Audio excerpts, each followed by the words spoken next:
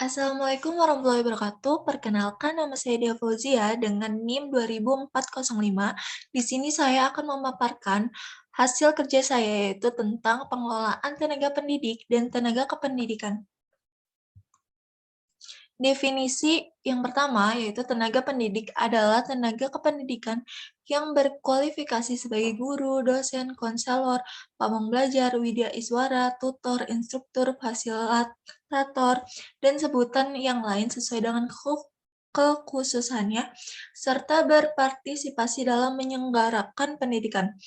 Yang kedua, yaitu tenaga kependidikan adalah anggota masyarakat yang mengabdikan diri dan diangkat untuk menunjang penyelenggaraan pendidikan.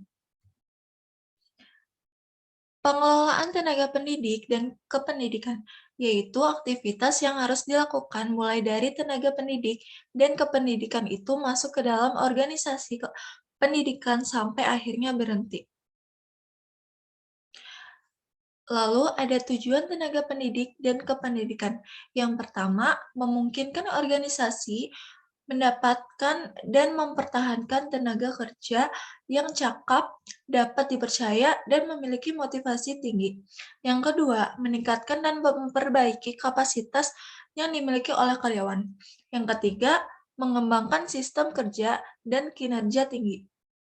Lalu yang keempat, mengembangkan praktik dan pengelolaan dengan komitmen tinggi. Nah, selanjutnya ada tugas dan fungsi tenaga pendidik dan kependidikan. Yang pertama, tugas tenaga kependidikan yaitu bertugas melaksanakan administrasi, pengelolaan, pengembangan, pengawasan, pelayanan teknis untuk menunjang proses pendidikan pada satuan pendidikan. Lalu, yang kedua, tenaga pendidik bertugas merencanakan dan melaksanakan proses pembelajaran, menilai hasil pembelajaran, melakukan pembimbingan dan pelatihan, serta melakukan penelitian dan pengabdian kepada masyarakat, terutama bagi pendidik pada perguruan tinggi. Lalu, kewajiban dan hak tenaga pendidik dan kependidikan.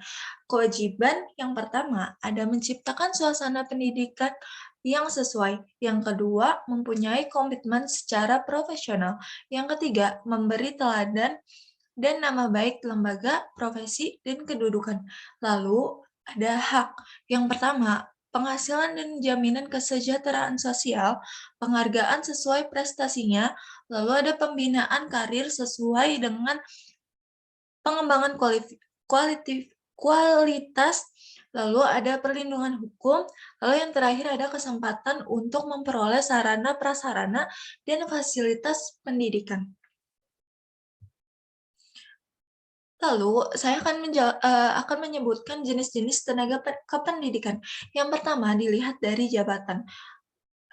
Ada tenaga struktural, tenaga fungsional, dan tenaga teknis kependidikan. Lalu yang kedua, dilihat dari jenisnya tenaga kependidikan. Yang pertama ada tenaga kependidikan, yang kedua ada tenaga pendidik, dan yang ketiga ada pengelola satuan pendidikan. Lalu yang ketiga dilihat dari status. Yang pertama ada pegawai negeri sipil atau PNS, yang kedua ada guru tidak tetap, dan yang ketiga ada guru bantu, yang keempat tenaga sukarela.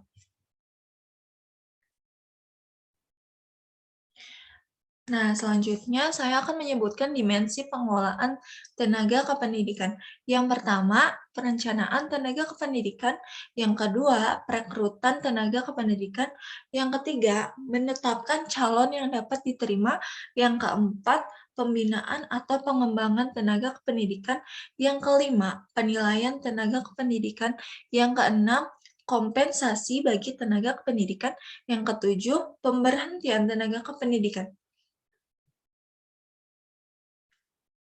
Nah, di sini saya akan menjelaskan perencanaan tenaga kependidikan adalah suatu proses yang sistematis dan rasional untuk memberikan jaminan terhadap jumlah dan kualitas tenaga kependidikan.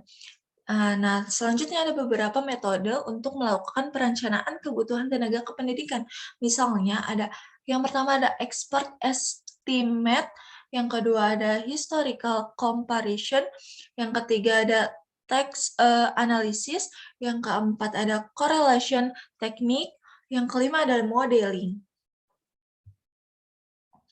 Nah, selanjutnya saya akan menjelaskan tentang perekrutan tenaga kependidikan, yaitu merupakan usaha-usaha yang dilakukan untuk memperoleh tenaga kependidikan yang dibutuhkan untuk mengisi jabatan-jabatan tertentu yang masih kosong.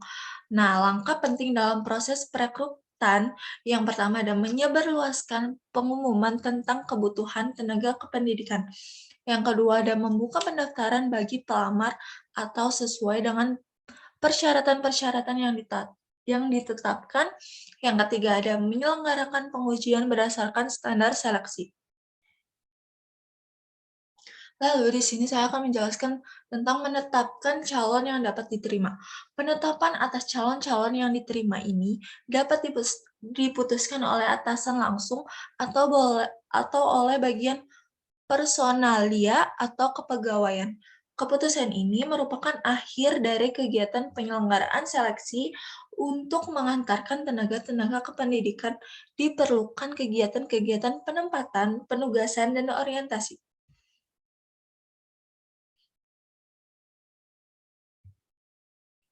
Lalu ada pembinaan atau pengembangan tenaga kependidikan, yaitu merupakan usaha mendayagunakan, memajukan, dan meningkatkan produktivitas kerja setiap tenaga kependidikan yang ada di seluruh tingkatan pengelolaan organisasi dan jenjang pendidikan.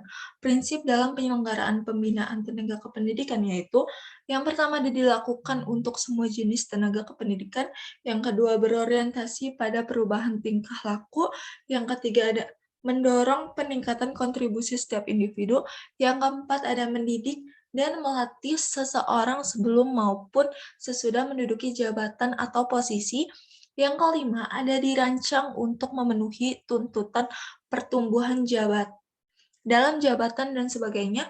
Yang keenam, ada pembinaan jenjang karir tenaga kependidikan disesuaikan dengan kategori masing-masing jenis kependidikan itu sendiri. Lalu ada penilaian tenaga kependidikan, merupakan usaha yang dilakukan untuk mengetahui seberapa baik performa seseorang tenaga kependidikan dalam melaksanakan tugas pekerjaannya dan seberapa besar potensinya untuk berkembang. Ada metode penilaiannya antara lain yang pertama rating scale, yang kedua weighted performance checklist, yang ketiga critical incident method, yang keempat test and observation, yang kelima ada rank method, yang keenam ada forced distribution, yang ketujuh ada self appraisals. Lalu saya akan menjelaskan kompensasi bagi tenaga kependidikan.